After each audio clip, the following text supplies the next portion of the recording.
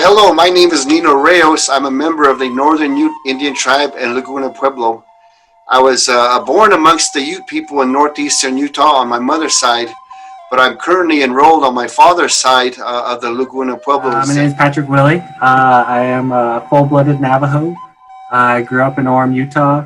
Both my parents are from New Mexico. I've been dancing most my whole life. Probably like the past 5 or 6 years, I started going to the World Hoop Dance competition and started ranking among like the top world champions, which it was amazing.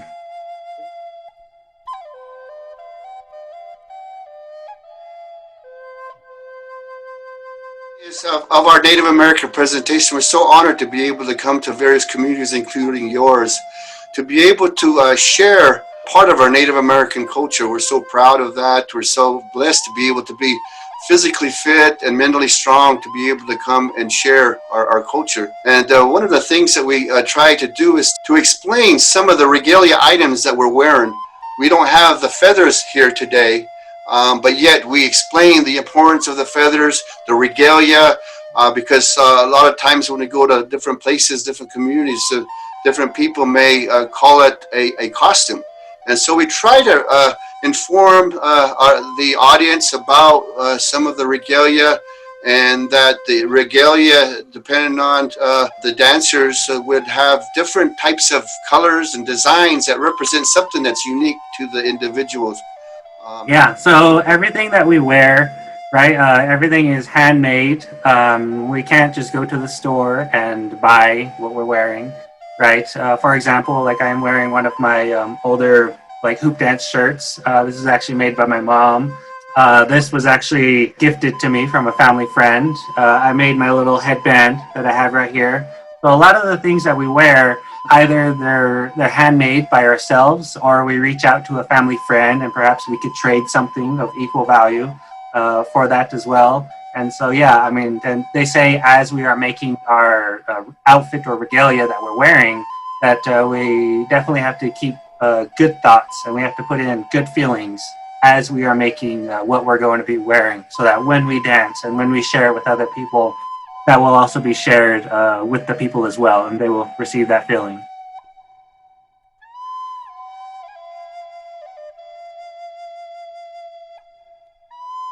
The idea is that we don't learn from books.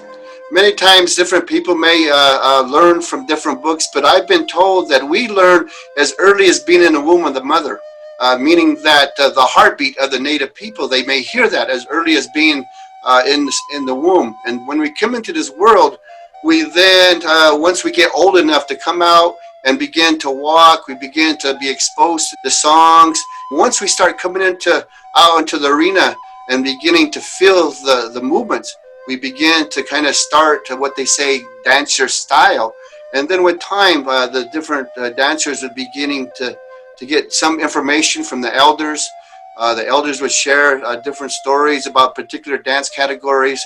And so it begins to formalize their own way of a dance style, as well as including the history, which is so important. So for the younger generation of Native American youth, right, it means a lot for me to pass on this culture and to pass on these teachings that I've learned from everyone I look up to. And so I know it's a good thing to also motivate them and also encourage them to learn about their culture, but also, I mean, just to share culture with everyone else, even if they're not Native American, right? Just to show them that us Native Americans still exist, and also to help overcome some of these stereotypes that we might come across in the media and whatnot. And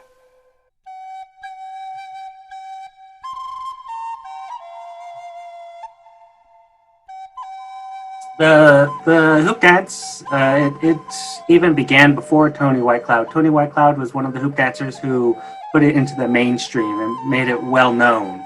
And a lot of people hadn't ever seen hoop dancing like Tony Whitecloud in the way that he combined all of his hoops together. And he's credited as the one who started this whole hoop dance movement among the Native Americans.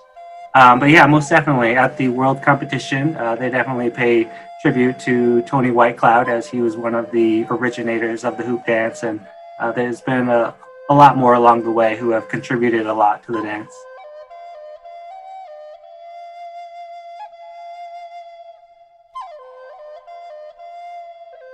There are many different stories about the hoop dance, but the one thing that all the stories share is that the hoop dance is a storytelling dance, right? The hoop dance deals with the circle of life. And so when we talk about the hoop dance, we talk about how there is no beginning and no ending in life, how everything is kind of like in a circle, how us as Native Americans, we respect and we honor the circle a lot within our culture.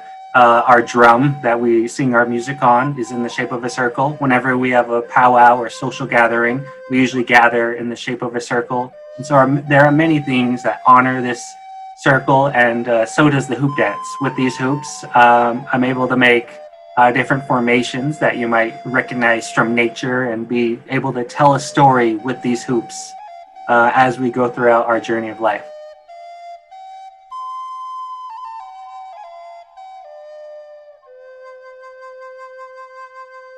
Oh yeah, so back in the day, they could use wood or reed or branches from a willow tree. And today, I just use a plastic tubing because they're able to bend a little more, and you don't have to replace them as often. Some hoop dancers still do dance with wooden hoops. You just have to take care of them a lot more, and over time they become a little more brittle and they're more easily to snap. But you also have to know how to pick the wood, and there's more thought that goes into actually making wooden hoops.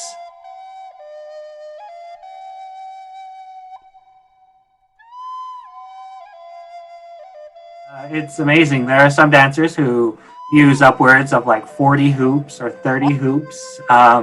There's been many world champions who only use 5 hoops, and it just goes to show. I mean, it's not how many hoops, but it shows, but just what you can do with the hoops. Um,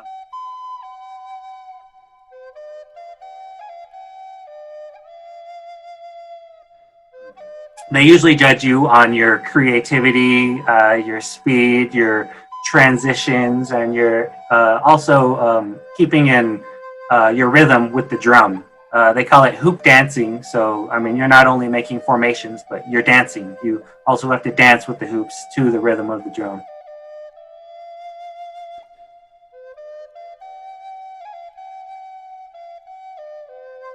I actually brought one of the flutes that I use.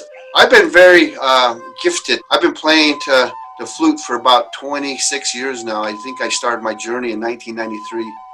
And it's taken me a lot of different places across the world. And it's very, very honored to be able to have that gift. But the native flute is very unique because you may have heard of the recorder in school or other places. And what happens is that people blow in the one side here, and then the air goes all the way to the opposite side without no obstruction. The native flute is very unique. It's called two-chamber flute, meaning that there's two different areas, one right here, and then there's two holes underneath this piece right here called, it has different names, a bird, a fetish, a totem. And so there's two holes, and then there's a little gap underneath this bird right here to where the air comes up. And oh yeah, and a block right here.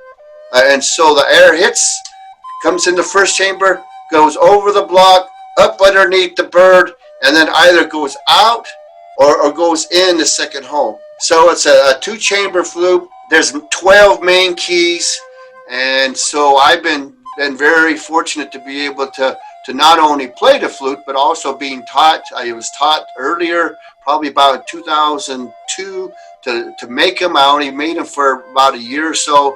Then I gave it up for a while, and then probably about 5-6 years ago, that person who taught me back then brought me back to the studio and really kind of gave me like a year and a half solid tutelage on how to make it. So now I've been able to really make the flutes, and that the flute has its place. It's not upbeat dancing music as like the powwow or other things, but it's calming. And so a lot of people say that if we want to start playing, for instance, if we're angry or uptight or things like this, then we shouldn't take that into the flute. But if we are, we can start playing the music and it will calm us down. So it has its purpose of being able to kind of help us through different times. And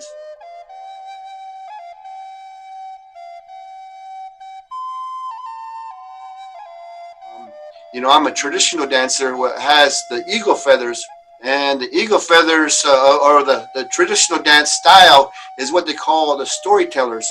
They'll go out there with different dance movements and actually tell a story to different, depending on the song. So they're what they call the storytellers. They're the ones who actually are gifted with time, those eagle feathers.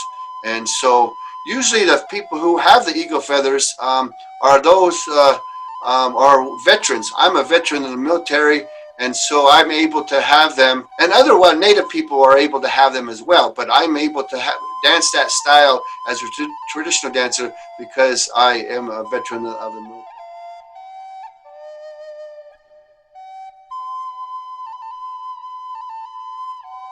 So, a round dance, a social dance, a friendship dance, and it's like Patrick had mentioned already about the circle that is very important to us. We had our first breath in a circle of life, and our seasons are in a circle, our planets are in a circle. A lot of things are in a circle, and the drum is in a circle. We often end, if we have an opportunity to dance, or end our program with that round dance, and also to involve people because they are part of our program.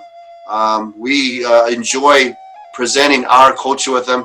They're watching us throughout the program, and then also at the very end, we like to include them because, sometimes they're just a little bit tired or something like this. But yet, I've been taught that I can learn something by reading a book, but yet I'll probably forget it. But if we involve myself, if not somebody else, then we're getting a different experience. And so we often end, as I mentioned, with that round dance because now they're able to express themselves with just a little bit of instruction. And it's just very exciting to see the beautiful people out there, the smiles. We haven't mentioned yet about when we go out and dance, that we really dance for those people who are maybe unable to. And so when we end with that dance, we try to express to the people about the importance of movement and dance and expressing ourselves because some people somewhere may not be able to. We dance for our elders who now are off to the side watching us. We dance for those who are unable to. We dance because it uplifts us when we're sad. And so the idea is to be able to have an opportunity for the audience, your students, your community to come out and express themselves because how else are they going to be able to learn by us being able to come out and have this opportunity. So we always end with something like that, and it's very exciting to see different people come out.